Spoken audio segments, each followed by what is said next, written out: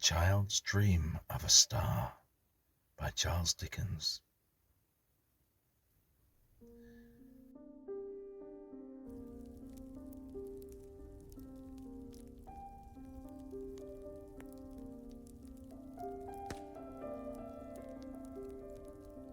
There was once a child, and he strolled about a good deal, and thought of a number of things. He had a sister who was a child too, and his constant companion. These two used to wander all day long. They wondered at the beauty of the flowers. They wondered at the height and blueness of the sky. They wondered at the depth of the bright water, and they wondered at the goodness and the power of God, who made the lovely world.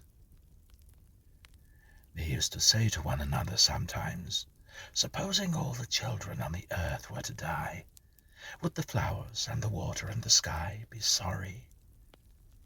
They believed they would be sorry, for, said they, the buds are the children of the flowers, and the little playful streams that gambol down the hillsides are the children of the water, and the smallest bright specks playing at hide-and-seek in the sky all night must surely be the children of the stars, and they would all be grieved to see their playmates, the children of men, no more.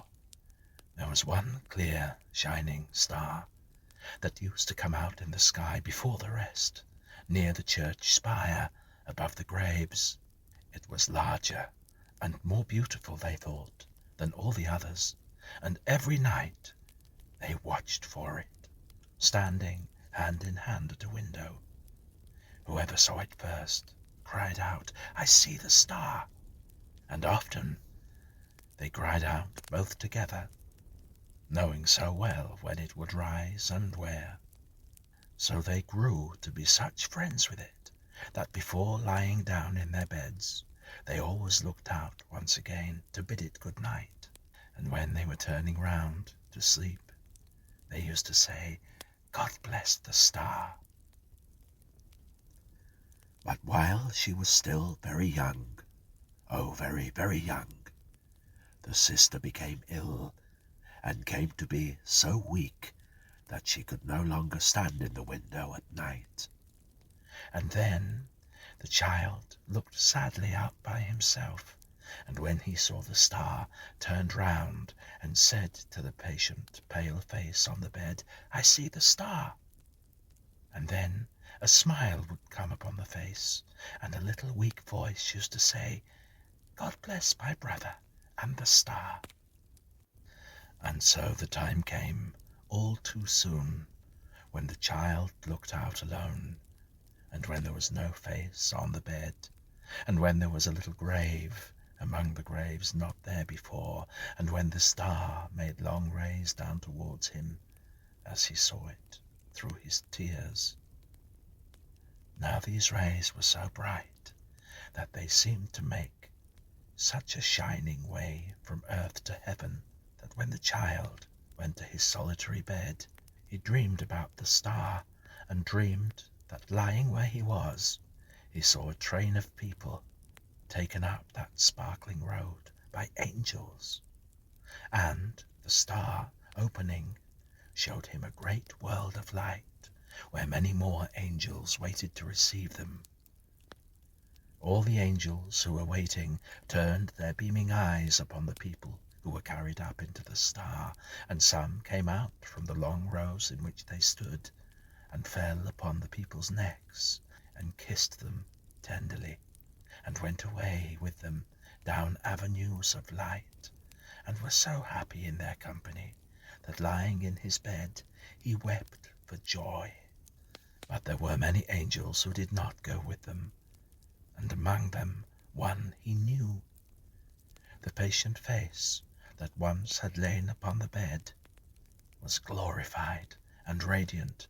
His heart found out his sister among all the host. His sister's angel lingered near the entrance of the star, and said to the leader among those who have brought the people thither, "Is my brother come?" And he said, "No." She was turning hopefully away when the child stretched out his arms and cried, "Oh, sister, I am here. Take me." And then she turned her beaming eyes upon him, and it was night, and the star was shining into the room, making long rays down towards him as he saw it through his tears. From that hour forth, the child looked out upon the star as on the home he was to go to when his time should come, and he thought that he did not belong to the earth alone, but to the star too, because of his sister's angel gone before. There was a baby born to be a brother to the child, and while he was so little that he had never yet spoken a word, he stretched his tiny form out on the bed and died.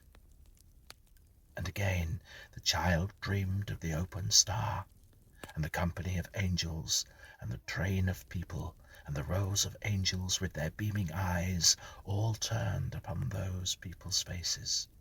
Said his sister's angel to the leader, "Is my brother come?" And he said, "Not that one, but another." As the child beheld his brother's angel in her arms, he cried, "Oh, sister, I am here. Take me." And she turned and smiled upon him, and the star was shining. Well, he grew to be a brave young man and was busy at his books, when an old servant came to him and said, "Thy mother is no more. I bring her blessing on her darling son."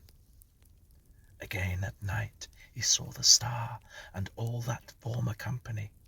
Said his sister's angel to the leader, "Is my brother come?" And he said, "Thy mother." A mighty cry of joy went forth through all the star, because the mother was reunited to her two children. And he stretched out his arms and cried, "Oh, mother, sister, brother, I am here. Take me." And they answered him, "Not yet." And the star was shining.